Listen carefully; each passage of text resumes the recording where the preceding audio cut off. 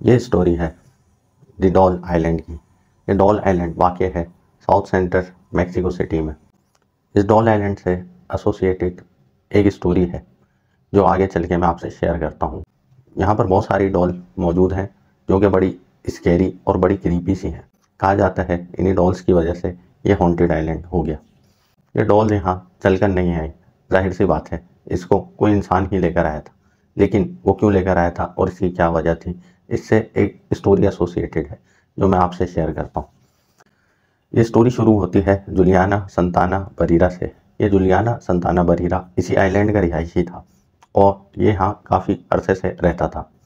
ये स्टोरी शुरू होती है कि एक फैमिली इस आइलैंड के ऊपर घूमने के लिए आती है, जिसमें माँ बाप और उनके साथ एक टीनेजर बच्ची होती है जो कि 12 to 13 ईयर्स का बताया जाता है। इतनी बड़ी बच्ची थी वो।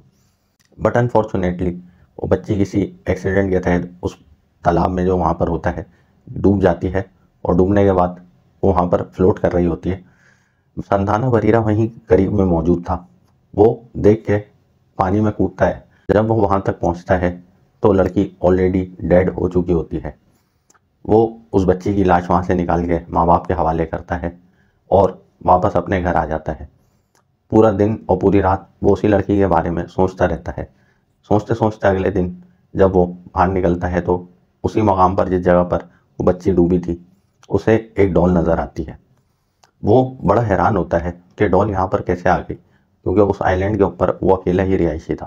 खैर वो डॉल वो वहाँ से निकाल लेता है और वो ये सोचता है कि ये इसी बच्ची की थी जिसका कल डेड हुई है। तो वो ले आके उसको हैंग कर देता है एक ट्री के ऊपर या अपने कॉटेज के ऊपर। उसका ये मानना होता है कि लड़की की स्पिरिट अगर यहाँ मौजूद होगी तो इसके साथ खेलेगी। अगले दिन सुबह में वो फिर जो है उठता है और जाता है तो देखता है कि उस तालाब के अंदर एक और डॉल मौजूद है। अगेन वो भी एक क्रीपी डॉल थी और वो सोचता है कि डॉल कहाँ से आ रही हैं। खैर वो डॉल उठाता है और ले आके उसको एक ट्री पर या अपने कॉटेज पर हैंग कर देता है।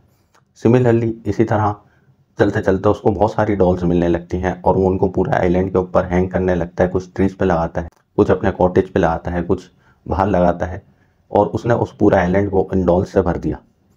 उसके पास उसके कुछ रिश्तेदार और उसका एक नेफ्यू आता था और उन्होंने भी इस बारे में उससे मालूमात करी कि ये सब क्या है। तो संताना बरीरा ने बताया कि ये मुझे डॉल्स जो है इस पानी में तालाब में मिलती हैं और मैं ये हैंग कर देता हूँ। मुझे ऐसा लगता है कि उस बच्ची की स्पिरिट जो है वो यहाँ मौजूद है और वो ये जो है ये डॉल्स जो है ला रही है।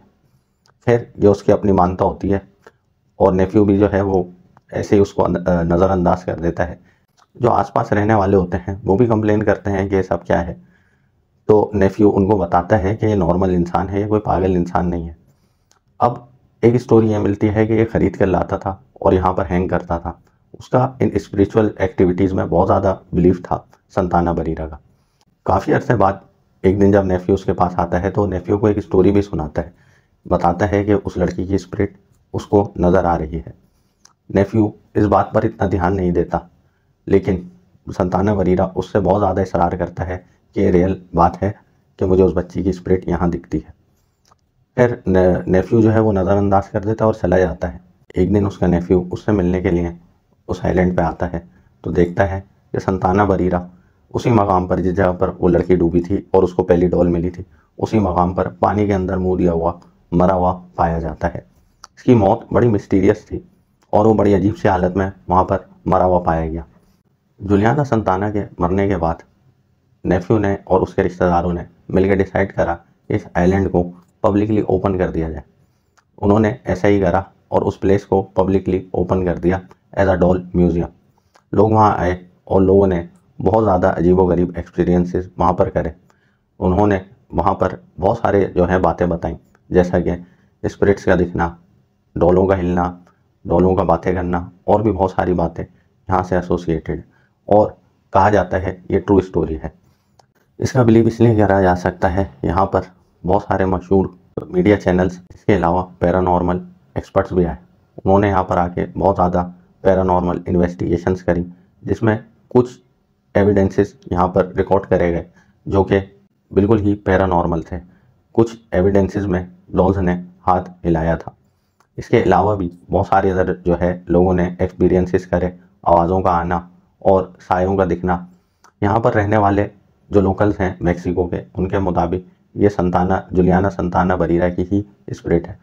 इसके अलावा जो दूसरे लोग हैं उनके मुताबिक ये बच्ची की स्पिरिट है। अब कहा नहीं जा सकता कि ये किसकी स्पिरिट है, लेकिन दोस्तों जो कहा जाता है कि हॉन्टेड आइलैंड है, इसके बारे में काफ़ी प्रूफ मिल चुके हैं। अब ये स्टोरी कितनी सच्ची है इसके बारे में तो आप ही मुझे बताएंगे। मेरा काम था आपसे ये स्टोरी शेयर करना। ये स्टोरी यहीं तक आके ख़त्म हो जाती है। इसके आगे अगर मैं बनाऊंगा तो वो कोई फसाना होगा, लेकिन ये एक ट्रू स्टोरी है जो इस आइलैंड से रिलेटेड है, और ये एक क्रीपी और बड़ा स्कैरी दिखने वाला आइलैंड है। कहा जाता है इधर नाइट स्टे करना अकेले इंसान के लिए नामुमकिन बात है। दोस्तों होप आपको ये वीडियो अच्छी लगी होगी।